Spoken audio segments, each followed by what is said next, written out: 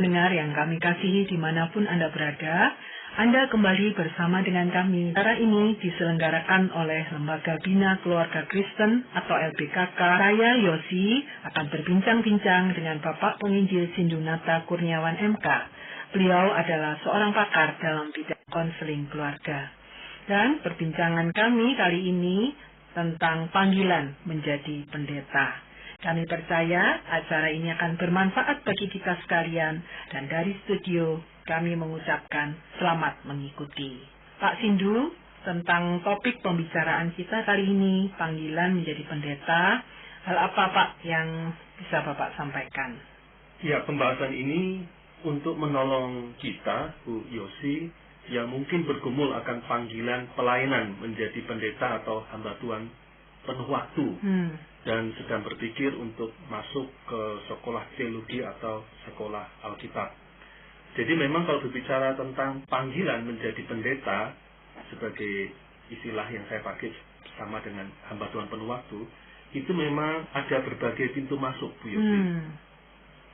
Ada yang merasa terpanggil karena dia kagum dengan ikut pendeta. Ya, benar. Jadi dia melihat pendeta itu sebagai figur yang dihormati dan disegani, sehingga dia akhirnya tertarik menjadi pribadi yang atau mempunyai figur teladan pendeta, gitu ya Pak. Ya, seperti benar. itu. Ada yang juga punya pengalaman supranatural, jadi merasakan mendapatkan mimpi atau penglihatan yang mengarahkan dia untuk menjadi pendeta. Ada juga yang ingin menjadi pendeta karena tanpa disadari semacam terintimidasi oleh orang tuanya, yaitu karena orang tuanya pendeta dan kita adalah keturunannya secara biologis, maka perlu meneruskan kepemimpinan orang tua yang menjadi pendeta, karena memang kebetulan gereja itu adalah gereja yang didirikan oleh orang tuanya.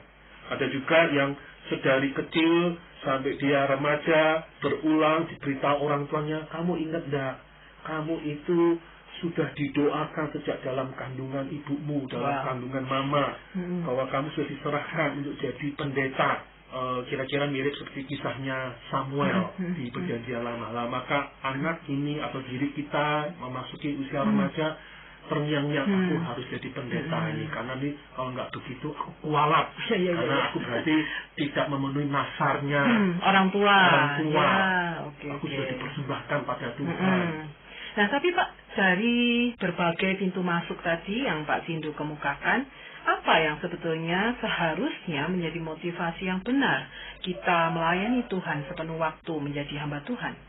Jadi memang sesungguhnya sekalipun ada sekian pintu masuk, kita harus punya fondasi yang kokoh dan solid. Artinya kesadaran diri sebagai orang berdosa yang menerima anugerah keselamatan lewat pribadi Juru Selamat kita, Yesus Kristus, dan anugerah keselamatan itu membuat kita tersadar, teralami dengan benar bahwa kita adalah orang yang benar-benar berhutang anugerah, dan kita ingin membalas anugerah Allah lewat persembahan hidup kita untuk melayani Tuhan, bahkan termasuk melayani penuh waktu sebagai pendeta. Nah, itu adalah dasar yang kokoh, yang solid, yang harus dimiliki paling dasar untuk kita yang bergumul tentang panggilan menjadi pendeta. Jadi tidak hanya nilai-nilai atau masukan dari luar ya, walaupun untuk orang tua kita, tapi bagaimana kita sendiri mengalami itu, panggilan itu ya, merasa berdosa, ditebus Tuhan Yesus,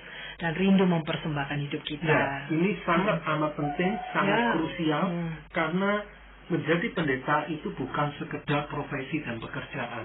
Memang kalau di KTP kita bisa tulis profesi pendeta, benar. Betul. Tetapi etosnya bukan seperti orang-orang profesional, orang-orang bayaran lainnya. Artinya menjadi pendeta itu kita perlu punya etos, semangat, nilai-nilai, kesediaan untuk berkorban melampaui dari upah yang kita dari dapat, gaji, penghasilan yang kita dapat. Karena kalau tidak demikian kita akan masuk dalam kotaknya gembala upahan, bukan gembala yang sejati seperti kata Tuhan itu di Injil Yohanes. Dan itu sangat mengerikan Pak ya. Tuhan akan menjadi hakim. Kalau kita gembala upahan, nanti kita akan mendapatkan kemarahan Tuhan tersendiri, karena dia melihat kita mempermainkan domba-domba yang kita gembalakan. Nah, ini menarik sekali tentunya ya Pak, ketika kita harus mempunyai paradigma yang benar melayani Tuhan, apalagi sepenuh waktu. Nah, tentunya Pak, ada kriteria mendasar yang harus diuji supaya kita yakin kita melayani Tuhan sepenuh waktu, Pak. Betul. Maka untuk itu Bu Yosi, ada 3 uji yang perlu kita lalui untuk memastikan apakah benar-benar kita dipanggil untuk menjadi pendeta. Yang pertama, uji pelayanan. Dalam hal ini, mari kita yang merasa terpanggil menjadi pendeta, minimal sekali berilah waktu 2 tahun untuk terjun dalam aneka tugas pelayanan di gereja ataupun luar gereja. Jadi kerjakan berbagai tugas pelayanan, baik itu tugas-tugas fisik, seperti bersih-bersih gereja, sapu, pel, ya, antar jemput anak-anak sekolah minggu, tugas-tugas keorganisasian, kepanitiaan di gereja, maupun juga tugas-tugas yang tampil di depan umum, seperti memimpin pujian dan ibadah, mengajar di sekolah minggu, kelas anak-anak, ataupun membawa renungan singkat. Jadi selama kita melakukan tugas-tugas kegiatan-kegiatan pelayanan itu, kita bisa mempertanyakan kepada diri kita sendiri, apakah kita menikmatinya? Apakah kemudian kita semakin haus untuk memberi waktu lebih banyak untuk melayani? Dan apakah ketika kita menghadapi krisis pelayanan, kita tetap ingin maju melayani Tuhan? Jadi krisis pelayanan itu bisa berupa kadang dengan rekan pelayanan ya betul, Pak ya. Konflik, disalah mengerti, kita sudah berkorban uang, waktu, tenaga, diberi tuduhan miring, disalah, tidak dihargai. Nah, ketika itu pun terjadi, apakah kita berhenti kepada tawar hati dan kepahitan, ataupun ketika pun kita tawar hati dan sempat kepahitan, tapi kemudian kita bisa bangkit kembali karena ingin melayani, karena cinta kita kepada Tuhan dan pelayanan lebih daripada keterlukaan yang kita alami dari pelayanan itu. Nah, itu uji pelayanan yang perlu dilewati oleh seorang yang bergumul tentang panggilan menjadi pendeta. Tanpa itu dia akan tidak tahan, dan nanti kalaupun pun diterima dalam sekolah teologi, dengan mudahnya dia akan keluar. Karena memang itu begitu ada gesekan tadi, begitu ada konflik, wah dengan gampang akan keluar ya Pak. Yang kedua Pak, uji seperti apa yang perlu kita lalui? Yang kedua, uji hidup rohani. Apakah kita menikmati dan bertumbuh dalam relasi pribadi dengan Tuhan? Apakah di tengah aktivitas keseharian, sekolah, bermain, berteman, termasuk di tengah aktivitas kegiatan pelayanan kita tersebut, apakah kita menikmati permenungan firman dan doa? Apakah keintiman dan kehausan akan Allah makin menjadi nyata dalam hidup kita? Apakah Kristus memang benar-benar kita letakkan sebagai pusat hidup kita? Apakah kesukaan melayani? Karena begini, bisa jadi kita punya minat dan hobi melayani. Tapi kalau kita minat dan hobi melayani di gereja atau luar gereja, tanpa relasi pribadi dengan Tuhan, sesungguhnya kita semata-mata sedang melakukan aktivitas kegiatan pelayanan sosial dan bukan aktivitas kegiatan pelayanan rohani. Dan jangan-jangan itu hanya memenuhi kebutuhan pribadi kita, Pak. Benar. Kebutuhan kita diterima, dipuji ketika pelayanan kita baik ya Pak ya. Nah, itu yang menjadi membahayakan ya Pak. Jadi kalau kita akhirnya sebatas menikmati kegiatan pelayanan sosial dan kita merasa menikmati hidup tanpa relasi pribadi dengan Tuhan, sangat tidak tepat untuk kemudian kita bercita-cita menjadi pendeta dan masuk sekolah teologi. Karena kebenarannya pendeta itu membawa peran imam dan nabi bagi jemaat yang dilayaninya. Artinya pendeta itu sendiri perlu dekat dan mengalami Tuhan secara dinamis dalam hidupnya sebelum dia sendiri membawa jemaat untuk dekat dan mengalami Tuhan secara dinamis pula. Jadi uji hidup rohani itu juga sama vitalnya dengan uji pelayanan. Jangan sampai kita ini jadi hamba Tuhan hanya untuk memenuhi kebutuhan-kebutuhan kita yang tidak terpenuhi di masa-masa yang lalu ya Pak. Benar. Yang ketiga Pak. Yang ketiga, Bu Yosi, adalah uji karakter. Apakah kita memiliki kerendahan hati untuk melayani? Apakah kita memiliki kerendahan hati untuk meminta maaf jika bersalah? Apakah kita memiliki kebersediaan untuk berkorban? Apakah kita mau setia untuk hidup dalam kejujuran dan integritas. Baik ada orang, tidak ada orang, kita konsisten hidup dalam kebenaran. Apakah kita memiliki hati yang setia, dan senang diajar, 3S. Apakah 9 buah Roh Kudus itu makin nampak dan orang-orang di sekitar kita menikmatinya. Nah, 9 buah Roh Kudus itu sesungguhnya adalah juga 9 karakter. Karena memang kalau menjadi pendeta itu bukan sekedar bermodalkan karunia rohani. Fasih berbicara, gitu ya Pak. Punya kerumuran hati, sekedar karunia apa? Katakan karunia mujizat, karunia dalam hal berkhotbah ataupun mengelola sesuatu dengan baik. Tapi menjadi pendeta bukan hanya berdasarkan karunia rohani, tapi juga berdasarkan buah rohani. Bukan hanya karunia Roh Kudus, tapi adalah buah Roh Kudus. Dan buah Roh Kudus atau karakter itu sangat amat vital, karena yang kita sedang tularkan dan kita bagikan adalah karakter kita, bukan sekedar pekerjaan pelayanan dari seorang pendeta.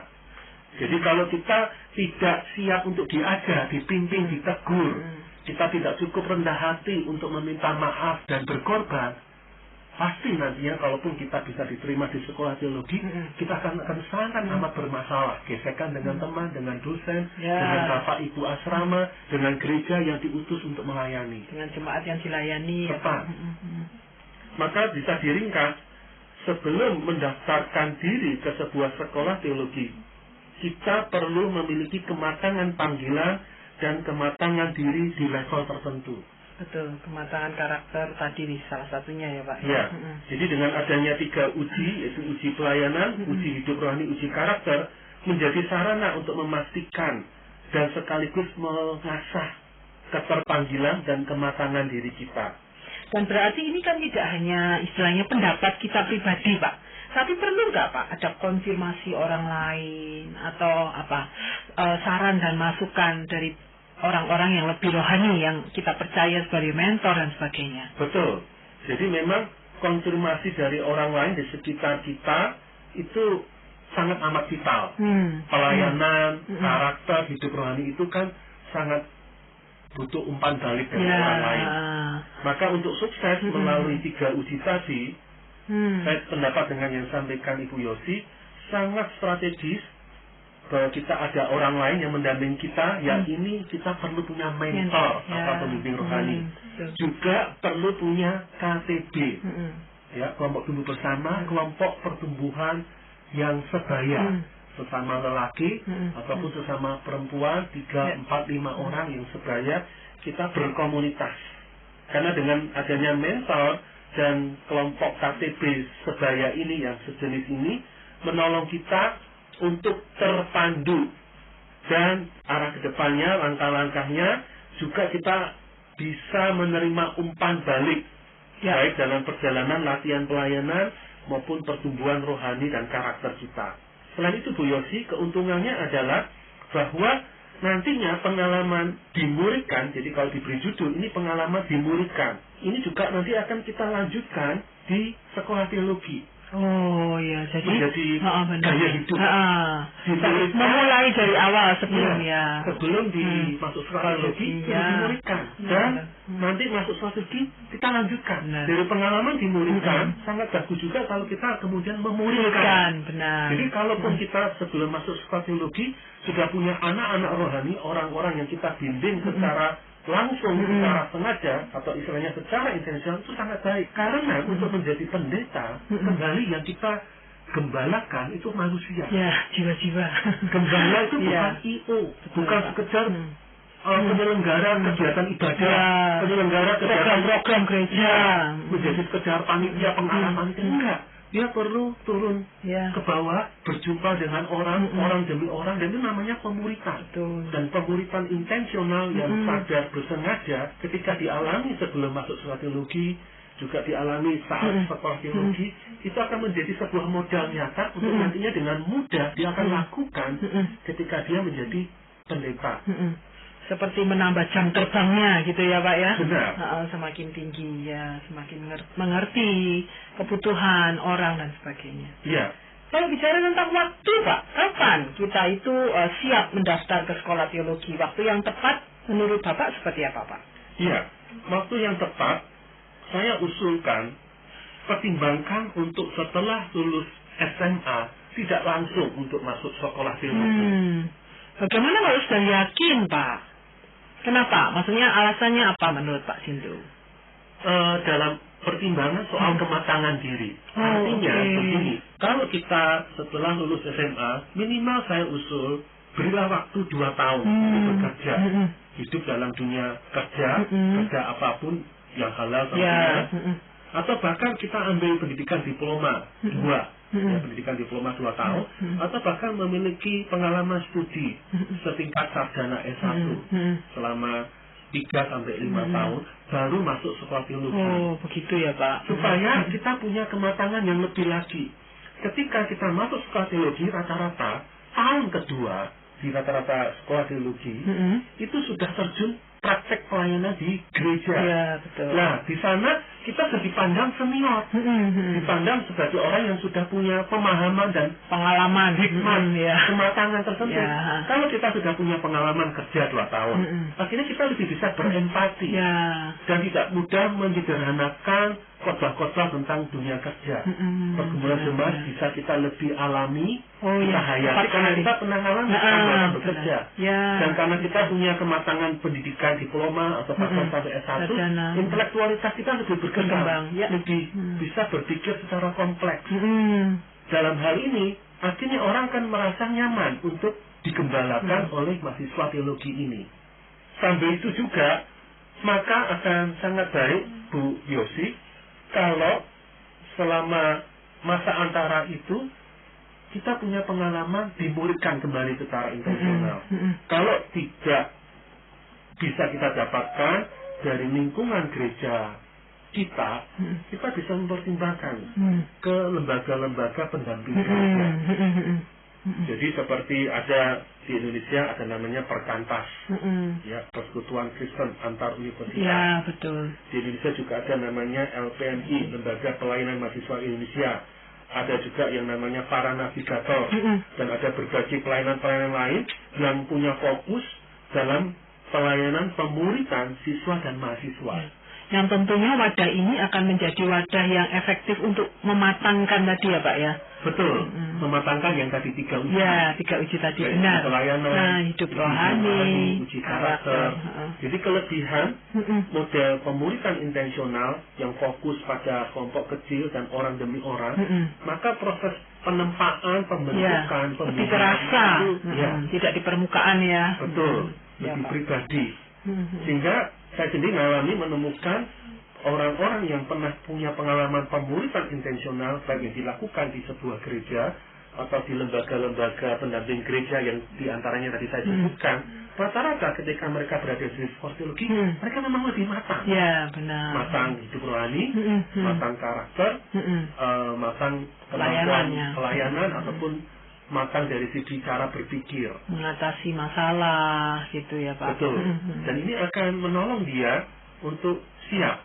Karena begini, kadang orang salah mengerti juga, sebagian masih salah mengerti tentang sekolah teologi. Dipikirnya sekolah teologi itu adalah surga yang hadir di dunia. Dan mahasiswanya para malaikat ya, Pak ya. Betul ya.